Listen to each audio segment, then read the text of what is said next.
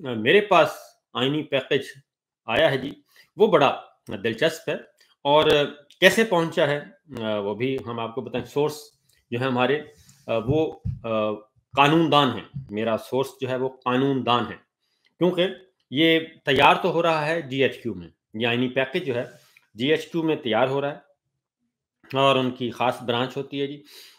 اس branch میں یہ تیار ہو رہا ہے، لیکن اس میں ظاہر ہے آپ کو معلوم ہے کہ فوج کے پاس، ہمارے فوجی قیادت کے پاس لیگل ایکسپرٹس نہیں ہوتے، اور قانونی ماہرین اس میں نہیں ہوتے، یعنی کہ وردی میں ملبوس نہیں ہوتے، تو انہیں پھر باہر سے انگیج کرنا پڑتا ہے قانون دانوں کو۔ اس زمانے میں شریف الدین پیرزادہ مرحوم ہوا کرتے تھے، پھر حفیظ پیرزادہ صاحب مرحوم، ان کو لیا جاتا تھا، خالد انور صاحب کو بھی آن بورڈ لیا جاتا تھا، اب بھی بہت سارے دوست ہیں، تو اس لیے موجودہ دوستوں کا نام میں اس لیے نہیں بتا رہا کہ پھر وہ بات نکلتے نکلتے نکل جاتی ہے، تو اب بھی قانونی ماہرین کو کیا جا رہا ہے، رابطہ کیا جا رہا ہے، اور مختلف ماڈلز رکھے جا رہے ہیں کہ ہم نے آپ صرف ہماری جو ملٹری لیڈرشپ ہے وہ اپنا ذہن خاکہ دے دیتی ہے کہ ہمارے اہداف یہ ہیں، ہمارے ٹارگٹس یہ ہیں، ان ٹارگٹس کو، ان اہداف کو آپ نے آئینی کور دینا ہے، اور ایک لیگل پیکج، کانسٹیٹیوشنل پیکج کی صورت میں اس کو لے کے آنا ہے، اور آئین میں اس کو کیسے کیسے ایڈجسٹ کرنا ہے یہ ذرا دیکھیں۔ ان کو بریف کر دیا جاتا ہے،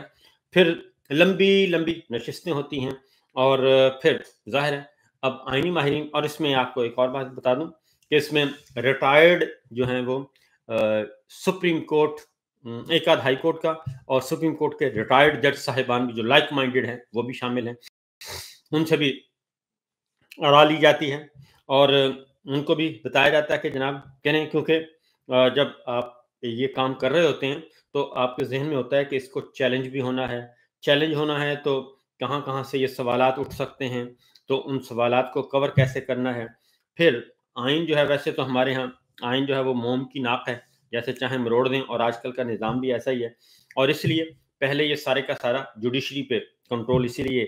ٹارگٹ کیا گیا، فوکس کیا گیا کہ جوڈیشری اپنے ہاتھ میں ہونی چاہیے، کیونکہ ٹھپا جو ہے وہ عدلیہ سے لگنا ہوتا ہے، اور عدلیہ سے ٹھپے، جب تک عدلیہ سے ٹھپا، پہلا ٹھپا عدلیہ سے لگتا ہے، اور عدلیہ سے جب تک ٹھپا نہ لگے، مہر تصدیق وہاں کی نہ ہو، ویلیڈیٹی وہاں سے نہ لے لی جائے، تو سکون نہیں آتا، کیونکہ وہ دھڑکا لگا رہتا ہے۔ اس لیے جتنے بھی آنریبل جو انڈیپینڈنٹ ججز تھے سپریم کورٹ کے، ہائی کورٹس کے، ان کو سائیڈ لائن کر دیا گیا، ان کی جگہ پہ نئے جو ہیں وہ انسٹال کر دیے گئے ہیں، انڈکٹ بھی کیے گئے ہیں، انسٹال بھی کیے گئے ہیں، بلکہ میں تو کہوں گا بھرتی کیے گئے ہیں، جو بالکل خالصتاً ایگزیکٹو حکومت کے ماتحت ہیں۔ تو اب اس کا مقصد کیا ہے؟ یہ جو آئینی پیکج میرے سامنے معلوم ہے، اس کا مقصد کیا ہے؟ پہلے میں ذرا آپ کو بتا دوں کہ آئینی پیکج ہے کیا، یہ پہلے ذرا ضروری ہے۔ آئینی پیکج یہ اس میں ہی بنیادی نقطہ یہ ہے کہ اس آئینی پیکج کے بعد آپ کی پارلیمان آئینی طور پہ یہ میں آپ کو بتا دوں، اس سے پہلے ایک بات بتا دوں آپ کو کہ یہ سارے کا سارا ایک فیک نظام ہے، اور اس فیک نظام کی بنیاد جو ہے وہ قاضی فائز عیسیٰ صاحب کے اس فیصلے سے رکھی گئی، اور چیف الیکشن کمشنر، یہ دو جو کہ سامنے موجود ہیں، میں ان کی بات کر رہا ہوں جو سامنے نظر آ رہے ہیں، اور کل کو جب بھی پکڑے جائیں گے تو یہ دو اشخاص جو ہیں یہ ضرور پکڑے جائیں گے، ابتدا انہی سے ہوگی، کیونکہ ملٹری لیڈرشپ، ملٹری اسٹیبلشمنٹ پیچھے ہے، وہ ملٹری لیڈرشپ پیچھے بیٹھی ہے، اور وہ اس وقت نہیں ہے سامنے، یعنی کہ پیپرز میں وہ نظر نہیں آئے گی آپ کو، اور قاضی فائز عیسیٰ صاحب یا تو پھر آ کے بتائیں گے کہ جناب میں تو مجبور تھا، اور پھر چیف الیکشن کمشنر سلطان راجہ صاحب بھی بتائیں گے جی میں تو مجبور تھا، مجھے تو لے کے گئے تھے، مجھے تو رات 12 بجے بلا لیا تھا، اور بلا کے مجھے کہا تھا کہ بھی آپ نے یہ کرنا ہے، تو میں تو مجبور تھا، اور اس وقت پھر ریٹرننگ افسر بھی کہیں گے جی ہم تو مجبور تھے، تو یہ وہ مجبوریاں پھر اس وقت بتائی جائیں گی، لیکن جو فیلڈ پہ جو ہمیں نظر آ رہا ہے ان پیپرز، تو وہ دو ملزمان ہوں گے، ایک ہے قاضی صاحب اور دوسرے ہیں راجہ صاحب، یہ دو ملزمان جو ہیں وہ سامنے لائے جائیں گے جب کبھی یہ مسئلہ کھلے گا، کیونکہ یہ اس نظام کی ابتدا جو ہے وہ قاضی صاحب کے اس فیصلے سے ہوتی ہے جو انہوں نے بلے کا نشان ایک چیف الیکشن کمشنر نے فیصلہ دیا اور قاضی صاحب نے دوسرا اس کو ویلیڈیٹ کیا اور وہاں سے یہ سلسلہ شروع ہوتا ہے. اسی کی بنیاد پہ یہ جعلی نظام ہے. ایک سیاسی جماعت کو باہر رکھنا, 8 فروری 2024 عوام کا مینڈیٹ دینا اور جو ہے جعلی لوگوں کو لا کے بٹھا دینا. اب اس کی بنیاد پہ آپ جتنے اقدامات کریں گے وہ سارے کے سارے جعلی ہی ہوں گے اور ان پہ سوالیہ نشان برقرار رہے گا. تو اب آتے ہیں اس کی طرف. یہ جو آئینی پیکج ہے, اس میں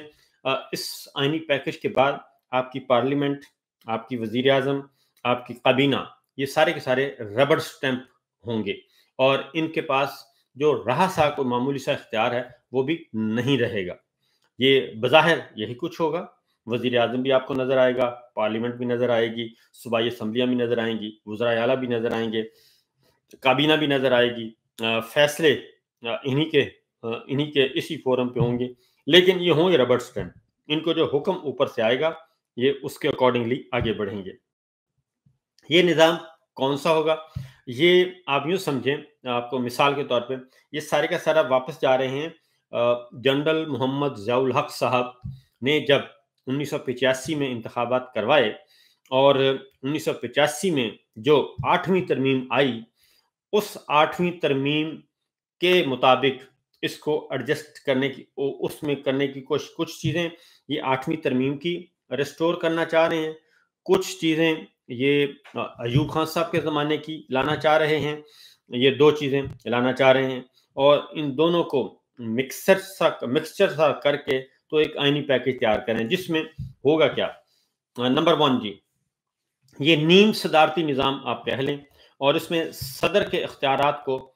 زیادہ کیا جا رہا ہے, صدر کے اختیارات کو تگڑا کیا جا رہا ہے. صدر کے پاس اسمبلی توڑنے کا اختیار ہوگا اور اس میں آپ کو بتا دوں کہ پھر بتاتا ہوں کہ صدر کے ساتھ فیلڈ مارشل, ایک تو فیلڈ مارشل کو پہلے ایک بات تو یہ کہ فیلڈ مارشل کو آئینی عہدہ کسی طریقے سے ڈکلیئر کر دیا جائے, آئینی عہدہ. اور نمبر 1 یہ کہ فیلڈ مارشل کو کانسٹیٹیوشنل پوسٹ ڈکلیئر کی جائے, ایک بات. اور پھر اس کو پھر ظاہر ہے جب آئینی پوسٹ ہوگی تو پھر آئینی تحفظ بھی اس کو دیا جائے گا, پھر اس کو امیونٹی بھی ملے گی جو پریزیڈنٹ کی ہوتی ہے, پھر اس کو بھی ملے گی اور اس پہ کسی قسم کا کوئی کیس ویس جو ہے وہ نہیں ہو سکے گا. تو خیر, field marshal number 1, field marshal کو انڈکٹ کیا جائے گا آئین کے اندر, فیلڈ مارشل کے لفظ کو اور اس عہدے کو. اس میں فیلڈ مارشل ہی پھر کمانڈر ان چیف کہلائیں گے. فیلڈ مارشل کیونکہ اس وقت کمانڈر ان چیف ہیں صدر مملکت, اور پھر اس ترمیم کے بعد کمانڈر ان چیف ہوں گے فیلڈ مارشل. اب اگلا سنیں, اس کے بعد کیا ہوگا؟ اس کے بعد یہ ہوگا کمانڈر ان چیف یعنی کہ فیلڈ مارشل ہی فوج کی تقرریاں کریں گے. فوج کے اندر جو اپوائنٹ ہوتی ہیں فوجی سربراہان کی تقرریاں وہ پھر فیلڈ مارشل کریں گے, اور فیلڈ مارشل کے پاس یہ اختیار ہوگا تقرریوں کا. یعنی کہ نیول چیف آپ نے لگانا ہے, آپ نے آرمی چیف لگانا ہے, آپ نے ایئر چیف لگانا ہے, تو وہ field marshal commander in chief وہ کیا کریں گے. اس میں وزیر اعظم کا عمل دخل جو ہے وہ نہ ہونے کے برابر ہوگا, اور وہ بالکل ایک پوسٹ آفس کا کردار ادا کریں گے. لہذا فوج کی اندر کی باہر کی پوسٹنگ ٹرانسفر یہ وہ ایون ISI کی ابھی تو وزیر اعظم کرتے ہیں کاغذوں میں جو آئینی قانونی طور پہ, پھر DGI کی بھی پوسٹنگ ادھر ہی دے دی جائے گی. یعنی فوج کے اندر جو ہے GHQ کے اندر حصار پر حصار قائم کر دیا جائے گا, ایک حصار دوسرا, اس میں کوئی جا نہ سکے, سویلین سائڈ سے کوئی نہ جا سکے, اور ہر دروازہ بند, اور GHQ کے اندر کے معاملات GHQ کے اندر ہی طے ہوں گے اور وہی سب کچھ دیکھیں گے. اور یہ جو سمری آتی ہے 3 بندوں کی سمری آ گئی, وزیر اعظم کے پاس 6 کی آ گئی, 4 کی آ گئی, 5 کی آ گئی, وہ ساری چیزیں ایک سائڈ پہ کی جا رہی ہیں. یہ اڑتی جو ہیں. نمبر 1 جی, یہ میں نے آپ کو فیلڈ مارشل کا بتا دیا, کمانڈر ان چیف کا بتا دیا, اور صدر صاحب جو ہیں ان کو اسمبلی توڑنے کا اختیار مل رہا ہے, جو 58(2)B ہے اس کو ریسٹور کیا جا رہا ہے. اور پھر یہ بھی ہے کہ اسمبلی توڑنے کا اختیار ان کے پاس ہوگا, اور جب چاہیں گے صدر مملکت, اور ہو سکتا ہے صدر مملکت پھر آگے میں بتاتا ہوں, خیر پھر اسمبلی توڑنے کا اختیار اگر اس کو مل جاتا ہے تو اس کا مطلب ہے کہ آپ جب چاہیں گے اسمبلی توڑ کے حکومت کو فارغ کر دیں گے اور نئی حکومت لیں گے، بالکل پیچھے چلے جائیں گے آپ۔ یہ ہے جی 2025، تو آپ چلے جائیے جی 40 سال پیچھے، آپ کو 40 سال پیچھے لے کے جایا جا رہا ہے، کیونکہ جنرل محمد ضیاء الحق صاحب نے یہی کام کیا تھا۔ میں آپ کو ریکال کرتا ہوں کہ ضروری ہے بتانا، آپ کو تھوڑی سی تاریخ کے بارے میں علم ہونا چاہیے، کیونکہ صرف خبریں ہی نہیں بلکہ آپ کے پاس علم بھی ہونا چاہیے۔ جب ذوالفقار علی بھٹو صاحب کا معاملہ تھا تو اس وقت پریزیڈنٹ تھے صدر مملکت فضل الہی صاحب تھے، تو اسمبلی توڑنے کا اختیار ان کے پاس نہیں تھا۔ تو اس وقت یہ بیانیہ سامنے آیا کہ دیکھیں صدر کے پاس اگر اسمبلی توڑنے کا اختیار ہوتا نا تو آج صدر فضل الہی اسمبلی توڑ دیتے اور یہ مسئلہ حل ہو جاتا اور نئے انتخابات ہو جاتے۔ تو چونکہ یہ سارا اختیار وزیر اعظم کے پاس ہے، اس لیے یہ کرائسس پیدا ہوا۔ یہ کہہ کر پھر جو 8ویں ترمیم آئی، یعنی 1985 کے الیکشن کے بعد جو 8ویں ترمیم آئی، جس میں ضیاء الحق صاحب کے سارے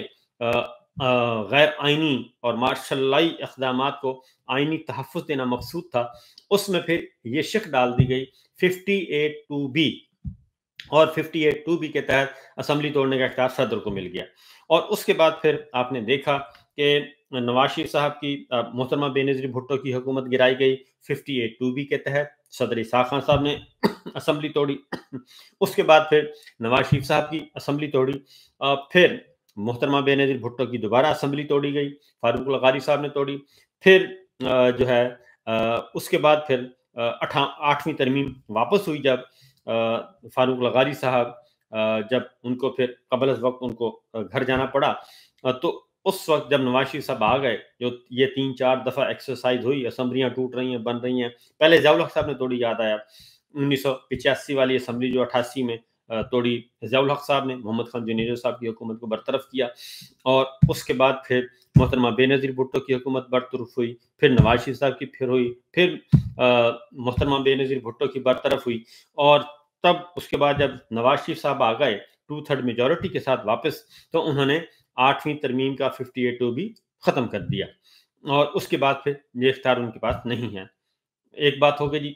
تو لہٰذا وہ اختیار واپس لایا جا رہا ہے 58(2)B کا، اسمبلی توڑنے کا اختیار 58(2)B کے تحت صدر کو دے دیا جائے گا۔ اور یہ سارا پیکج کیوں اختیار کیا جا رہا ہے یہ بھی میں آپ کو بتاؤں گا جی۔ تو پہلے ذرا آج صرف فوکس ہے اس پیکج پہ۔ اسمبلی توڑنے کے بعد یہ ہوگا کہ آپ کو میں نے بتا دیا کہ مسلح افواج کے سربراہان کا تقرر جو ہے وہ کریں گے۔ اب اس کے بعد یہ ہوگا، ابتدائی طور پہ یہ نیم صدارتی نظام کی طرف جایا جا رہا ہے، اور اس سارے نظام میں ایڈجسٹ کیا جا رہا ہے جناب field marshal general Asim Munir صاحب کو، اور وہ اپنے آپ کو اس فوکس، پھر میں آپ کو کہوں گا مثال ہے جنرل ایوب خان صاحب والی۔ جنرل ایوب خان صاحب نے 56 کا دستور فارغ کر دیا تھا، وہ پارلیمانی دستور تھا اور پارلیمانی نظام تھا، اور اس کو فارغ کر دیا تھا، اپنا 62 کا دستور لے کے آئے تھے، صدارتی نظام انہوں نے خود ہی بنایا تھا، اس وقت کے 2-4 قانون دان ملے اور انہوں نے بیٹھے اور بیٹھ کے وہ بنا دیا 1962 کا وہ صدارتی نظام تھا جی۔ اور اس میں پھر جو وہ تھے صدر صاحب تھے، پریزیڈنٹ آف پاکستان، یعنی کہ جنرل ایوب خان صاحب، وہ انہیں اس وقت کے دستور کے مطابق انہیں کہا جاتا تھا کہ یہ فیصل آباد کے گھنٹہ گھر ہیں۔ آئین کے اندر